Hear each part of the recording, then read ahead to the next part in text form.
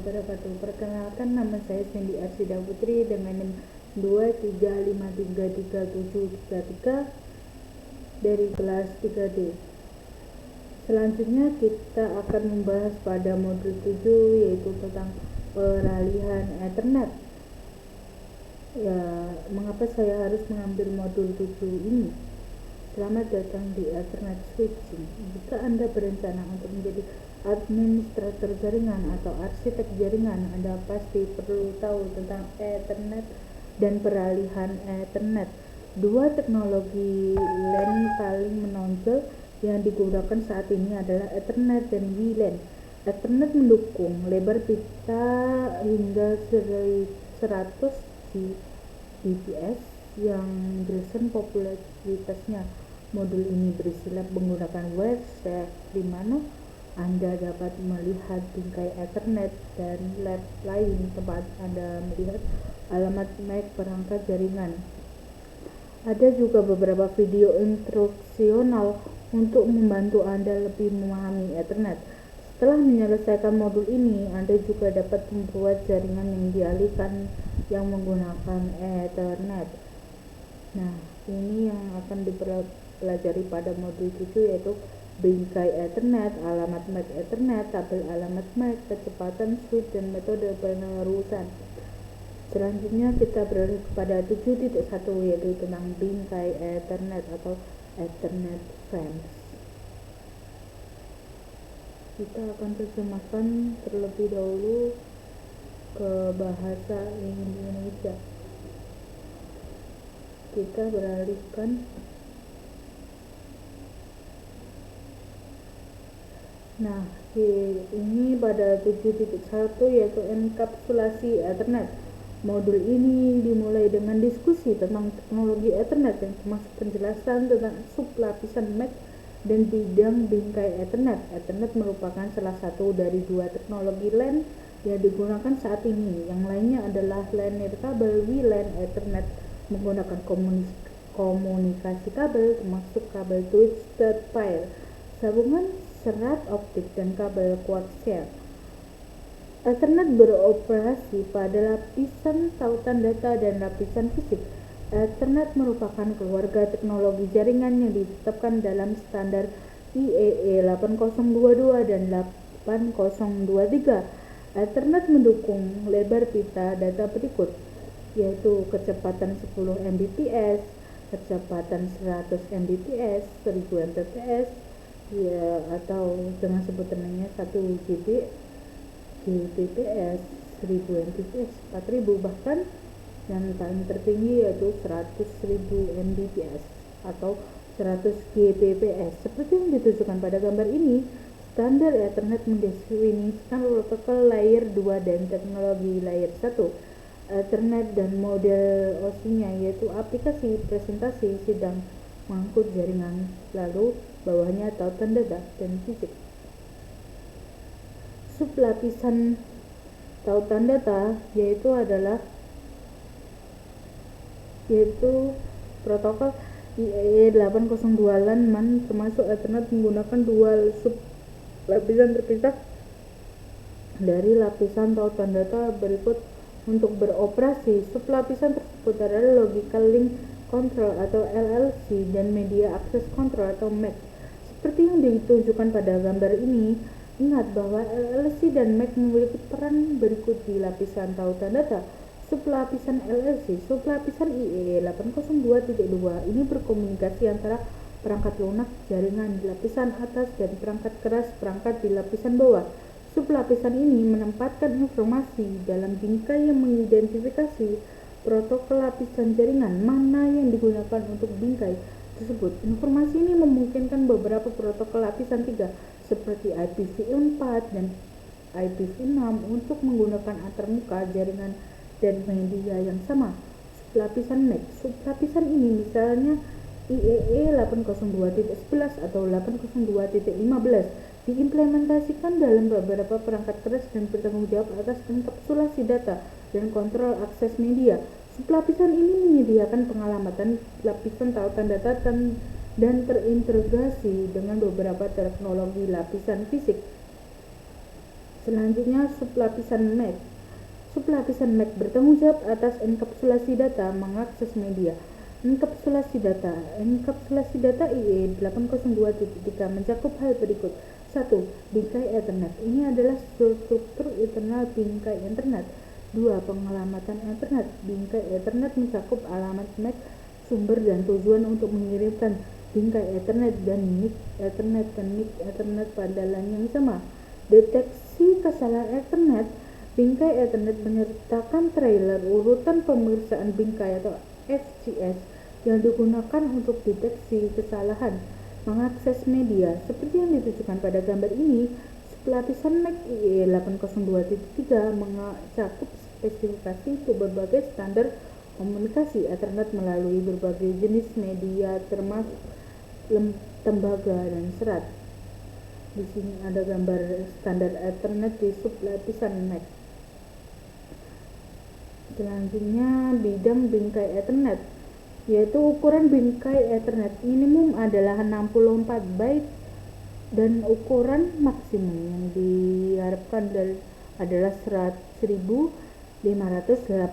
byte. Ini mencakup semua byte dari bidang alamat MAC tujuan hingga bidang urutan pemeriksaan bingkai atau FCS. Bidang pembukaan tidak disertakan saat menjelaskan ukuran bingkai. Setiap frame yang panjangnya kurang dari 64 bit dianggap sebagai fragmen tabrakan atau frame run dan secara otomatis dibuang oleh stasiun penerima. Frame dengan data lebih dari 1500 byte dianggap sebagai jumbo atau frame raksasa. Jika ukuran frame yang dikirimkan kurang dari minimum atau lebih besar dari maksimum, perangkat penerima akan membuang frame tersebut. Frame yang dibuang kemungkinan besar merupakan hasil dari tabrakan atau sinyal lain yang tidak diinginkan. Frame tersebut dianggap tidak valid. Frame jumbo biasanya didukung oleh sebagian besar switch dan NIC, fast Ethernet dan Gigabit Ethernet.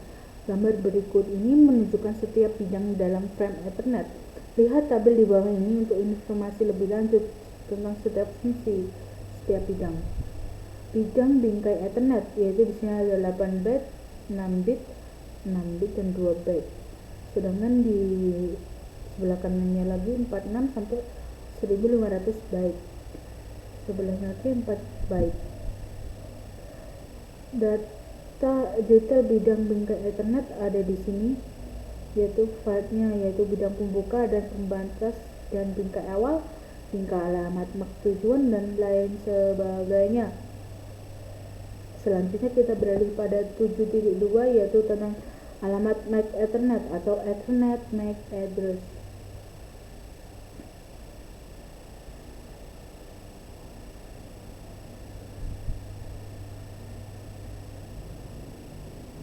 Sebentar kita terjemahkan terlebih dahulu.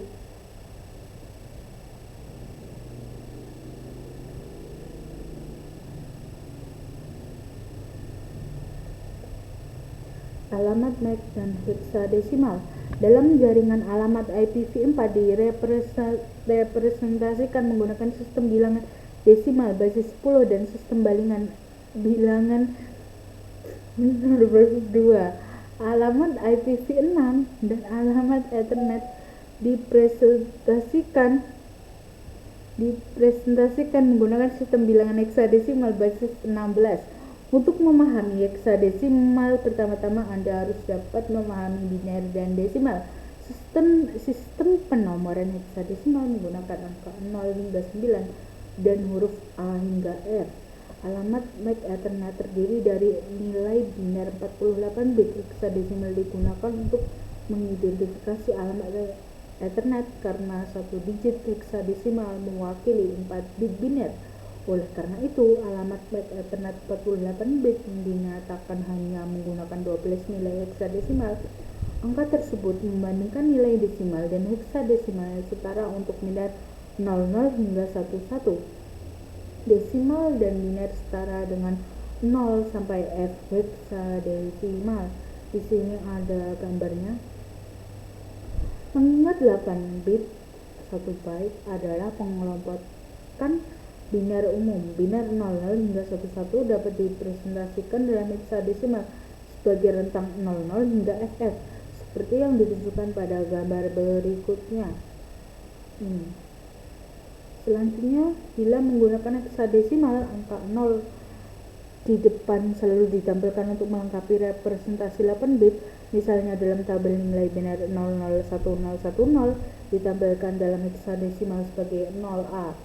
Angka heksadesimal seringkali digambangkan atau dilambangkan dengan nilai yang diawali 0x, misalnya 0x73, untuk membedakan antara nilai desimal dan heksadesimal dalam dokumentasi. Heksadesimal juga dapat dilambangkan dengan subskrip 16 atau angka heksadesimal diikuti oleh H, misalnya 7 × H. Anda mungkin mengonversi antara nilai desimal dan heksadesimal.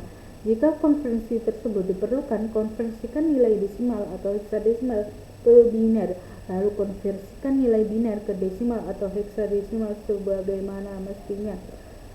Yang selanjutnya adalah 7.2, yaitu alamat MAC Ethernet. Dalam LAN Ethernet, setiap perangkat terhubung ke media bersama alamat MAC yang mengidentifikasi perangkat sumber dan tujuan fisik NIC pada segmen jaringan lokal. Pengalamatan MAC menyediakan metode untuk identifikasi perangkat pada lapisan tautan data model OSI. Alamat MAC Ethernet adalah 48 bit yang dinyatakan menggunakan 12 digit heksadesimal seperti yang ditunjukkan pada gambar. Karena 1 byte sama dengan 8 bit. Kita juga dapat mengatakan bahwa alamat MAC memiliki panjang 6 byte. Semua alamat MAC unik untuk perangkat Ethernet atau antarmuka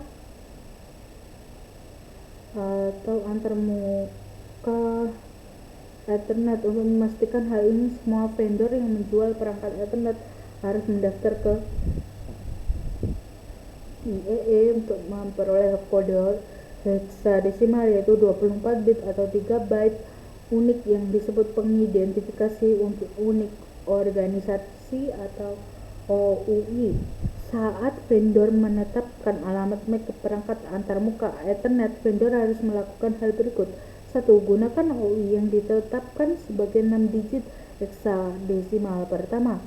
2. Tetapkan nilai untuk dalam 6 digit heksadesimal terakhir.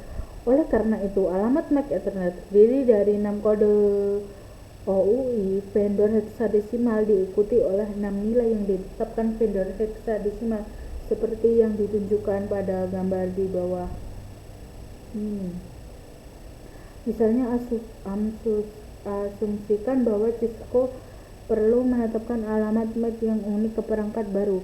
IEEE telah menetapkan Cisco YOUI 0062F. Cisco kemudian akan mengonfigurasi perangkat dengan kode vendor yang unik seperti 3A07BC.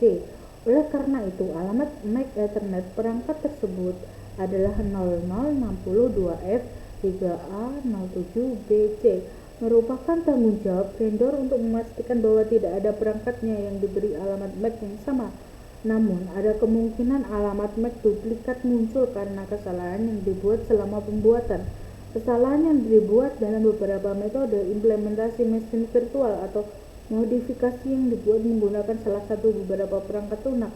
Dalam kasus apapun, alamat MAC perlu dimodifikasi dengan NIC baru atau dimodifikasi melalui perangkat lunak.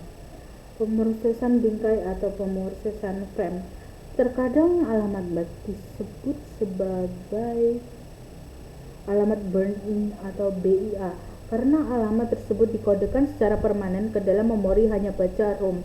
Pada NIC, ini berarti bahwa alamat tersebut dikodekan ke dalam chip ROM secara permanen. Saat komputer dinyalakan, NIC menyalin alamat MAC dari ROM ke RAM. Saat perangkat pertama meneruskan pesan ke jaringan Ethernet, header Ethernet menyatakan hal berikut. Alamat MAC sumber ini adalah alamat MAC dari NIC perangkat sumber. Yang kedua, alamat MAC tujuan ini adalah alamat MAC dan NIC perangkat tujuan. Berikut gambarnya.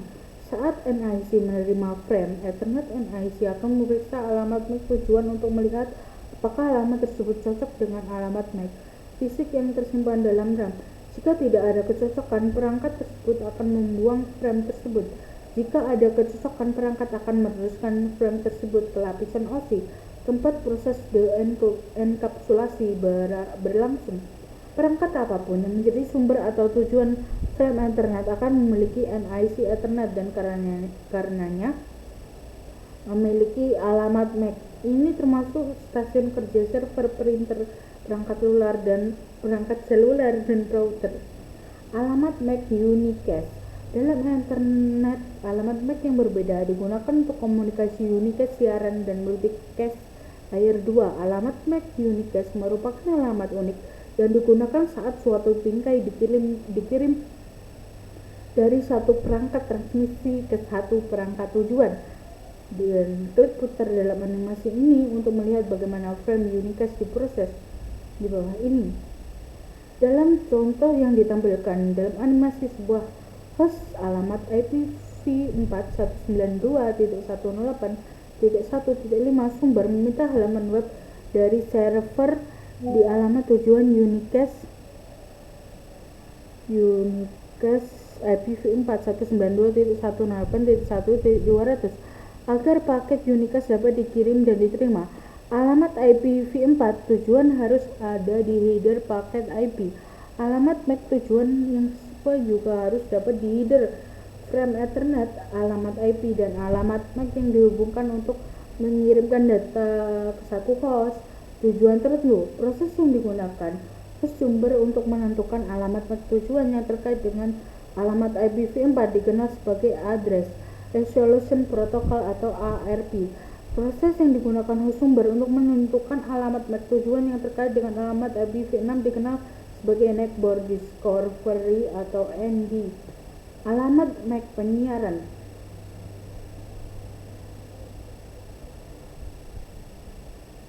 Alamat MAC penyiaran yaitu frame siaran Ethernet dapat diproses setiap perangkat pada LAN Ethernet. Fitur-fitur siaran Ethernet adalah sebagai berikut. Memiliki alamat MAC tujuan FFF dengan heksadesimal 481-an dalam biner. Semua port switch Ethernet dibanjiri kecuali port masuk itu tidak diteruskan oleh router.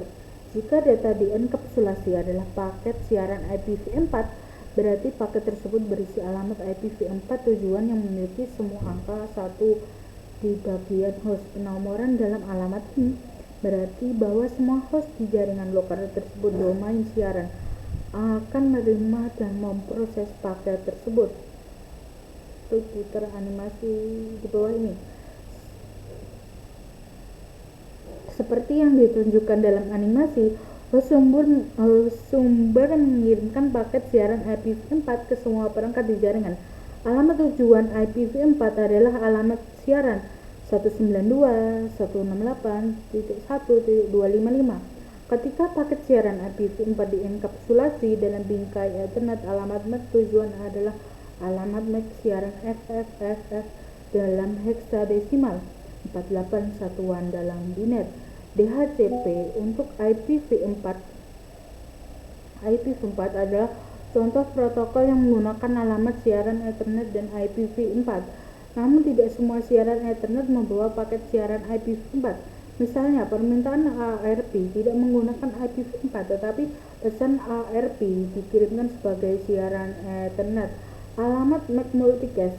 Frame multicast Ethernet diterima dan diproses oleh sekelompok perangkat pada LAN Ethernet yang termasuk dalam grup multicast yang sama. Fitur-fitur multicast Ethernet sebagai berikut.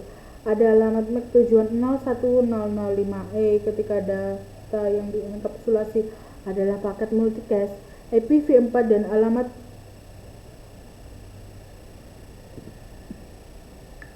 MAC tujuan 33-33 ketika data yang dienkapsulasi adalah paket multicast IPv6. Ada alamat MAC tujuan multicast yang dicadangkan lainnya saat data yang dienkapsulasi bukan IP, seperti spanning test protokol STP dan link layer discovery protocol atau LLDP. Semua port switch Ethernet dibanjiri kecuali port masuk kecuali switch dikonfigurasi untuk pengintaian multicast. paket tersebut tidak diteruskan oleh router kecuali router dikonfigurasikan untuk merutekan paket multicast. Jika data dienkapsulasi adalah paket multicast IP, perangkat yang termasuk dalam grup multicast diberi alamat IP grup multicast.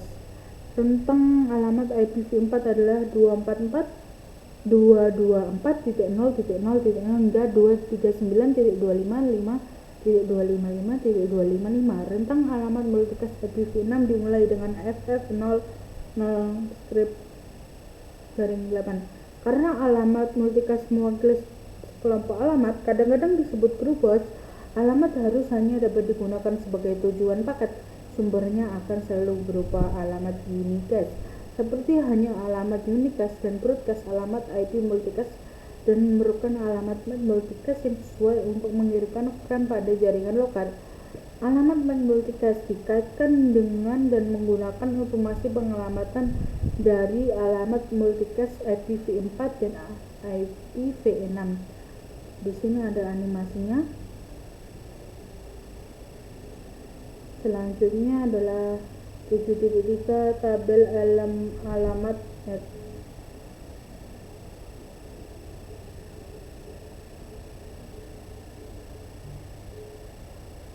Kita kerjakan lagi.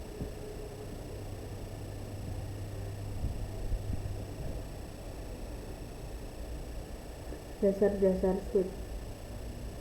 Switch Ethernet layer 2 menggunakan alamat MAC layer 2 untuk membuat keputusan penerusan. Switch sama sekali tidak menyadari data protokol yang dibawa dalam bagian data frame, seperti paket IPv4 pesan ARP atau paket IPv6 ND. Switch membuat keputusan penerusannya hanya berdasarkan alamat MAC Ethernet layer 2. Switch Ethernet memeriksa tabel alamat MAC untuk membuat keputusan penerusan untuk setiap frame, tidak seperti hub Ethernet lama yang mengulang bit dari semua port kecuali port masuk.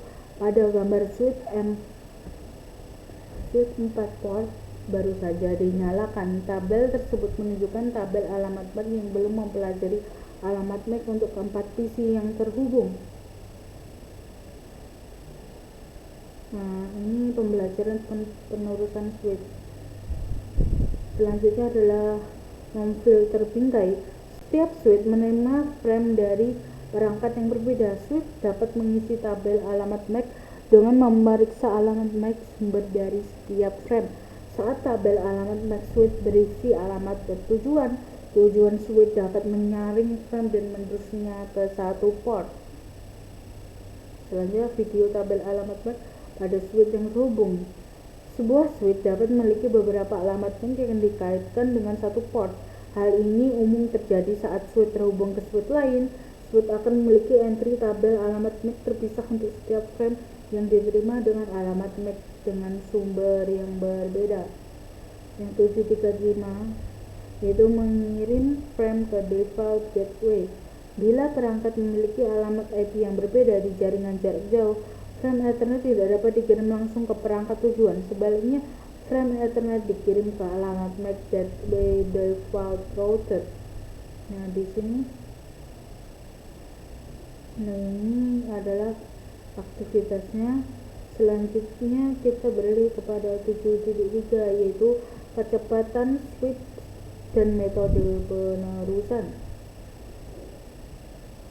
Nah, kita ubah dulu bahasanya.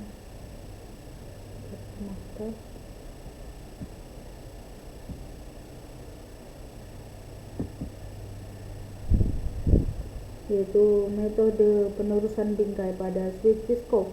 Seperti yang dipelajari pada sebelumnya, switch menggunakan tabel alamat MAC untuk menunjukkan port mana yang akan digunakan untuk meneruskan frame. Dengan switch Cisco sebenarnya ada dua metode penerusan frame dan ada alasan bagus untuk menentukan salah satunya, tergantung pada situasinya. Pengalihan, penyimpanan, dan penerusan. Metode penerusan bingkai ini menerima seluruh bingkai dan menghitung CRC. CRC menggunakan rumus matematika berdasarkan jumlah bit 1 dalam bingkai untuk menentukan apakah bingkai yang diterima memiliki kesalahan. Jika CRC valid, saklar mencari alamat tujuan yang menentukan antar muka keluar. Kemudian bingkai diteruskan keluar dari port yang benar. 2. Peralihan Catchwalk. Metode penerusan bingkai ini meneruskan bingkai sebelum diterima sepenuhnya. Minimal alamat tujuan bingkai harus dibaca sebelum bingkai dapat diteruskan. Keuntungan besar dari pengalihan penyimpanan dan penerusan adalah ia menentukan apakah suatu bingkai memiliki kesalahan sebelum menyebarkan bingkai tersebut. Ketika kesalahan terdeteksi dalam bingkai, saklar membuang bingkai tersebut. Membuang bingkai yang memiliki kesalahan mengurangi jumlah lebar pita yang dikonsumsi oleh data yang rusak.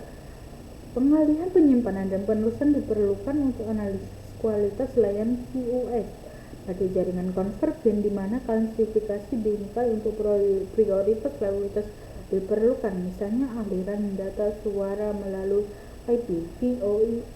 VoIP perlu memiliki prioritas antara lalu lintas dan penelusuran web.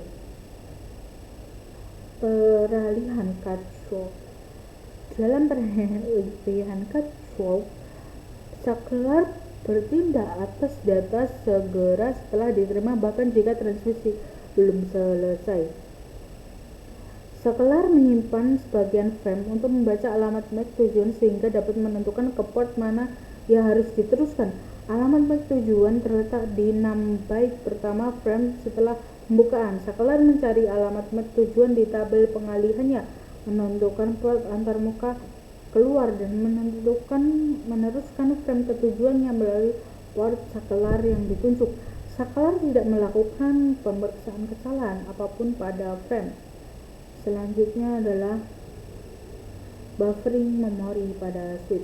Switch Ethernet dapat menggunakan teknik buffering untuk menyimpan frame sebelum meneruskannya.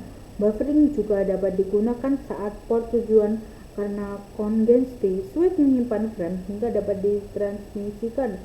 Metode penyanggaan memori di sini adalah metode dan keterangannya. Ada metode memori berbasis port, ada metode memori berbasis bersama.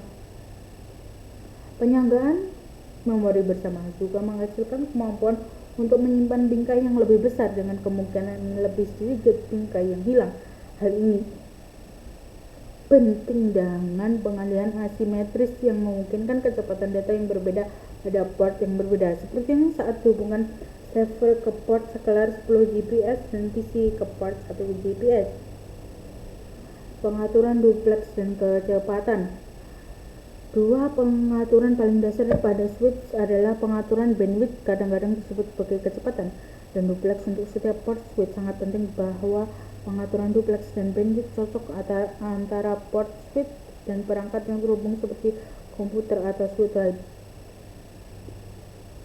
Ada dua jenis pengaturan duplex yang digunakan untuk komunikasi pada jaringan internet. Satu, duplex penuh, yaitu kedua ujung koneksi dengan mengirim dan menerima secara bersamaan. Setengah duplex, hanya satu ujung koneksi yang dapat mengirim pada satu waktu. Negosiasi otomatis adalah fungsi opsional yang terdapat pada sebagian besar switch Ethernet dan NIC. Fungsi ini memungkinkan dua perangkat untuk secara otomatis menegosiasikan kecepatan dan kemampuan duplex terbaik. Duplex penuh dipilih jika kedua perangkat memiliki kemampuan beserta lebar pita umum tertinggi.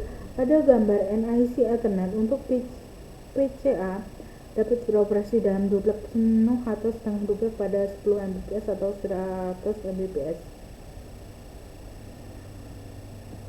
Kecocokan duplex merupakan salah satu penyebab paling umum masalah kinerja pada tautan Ethernet 10 atau 100 Mbps.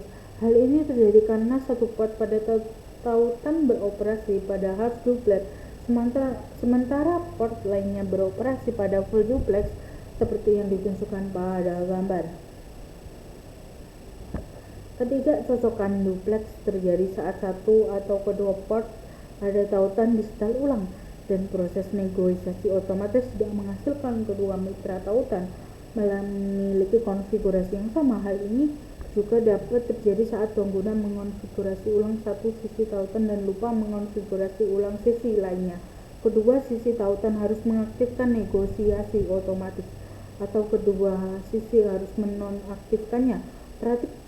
terbaik adalah mengonfigurasi kedua port saklar Ethernet sebagai duplex mono MDIX otomatis. Koneksi antara perangkat dulunya melakukan penggunaan kabel crossover atau straight-through. Jenis kabel yang diperlukan bergantung pada jenis yang saling terhubung. Misalnya, gambar tersebut mengidentifikasi kabel yang tepat diperlukan untuk menghubung perangkat switch to switch, switch to router, switch to host, atau router to host. Karena crossover digunakan saat menghubungkan perangkat yang sama, dan kabel straight-through digunakan untuk menghubungkan perangkat yang tidak sama. Koneksi langsung antara router dan host memerlukan koneksi crossover. Sebagian besar perangkat switch kini mendukung fitur automatic medium dependent interface crossover atau MDIX. Saat diaktifkan, switch secara otomatis mendeteksi jenis kabel yang terpasang pada port dan mengonfigurasi antarmuka yang sesuai. Oleh karena itu, Anda dapat menggunakannya kabel crossover atau straight-through untuk koneksi ke port tembaga 10, 100, bahkan 1000 pada switch apapun jenis perangkat di ujung koneksi lainnya.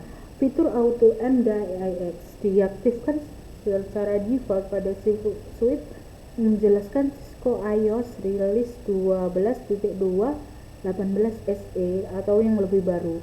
Namun, fitur tersebut dapat dinonaktifkan. Karena alasan ini, Anda harus selalu menggunakan jenis kabel yang benar dan tidak bergantung pada fitur auto MDIX. Auto MDIX dapat diaktifkan kembali menggunakan perintah konfigurasi antarmuka MDIX auto. Sekian penjelasan modul 7 dari saya. Jika ada kesalahan mohon dimaafkan. Sekian, wassalamualaikum warahmatullahi wabarakatuh.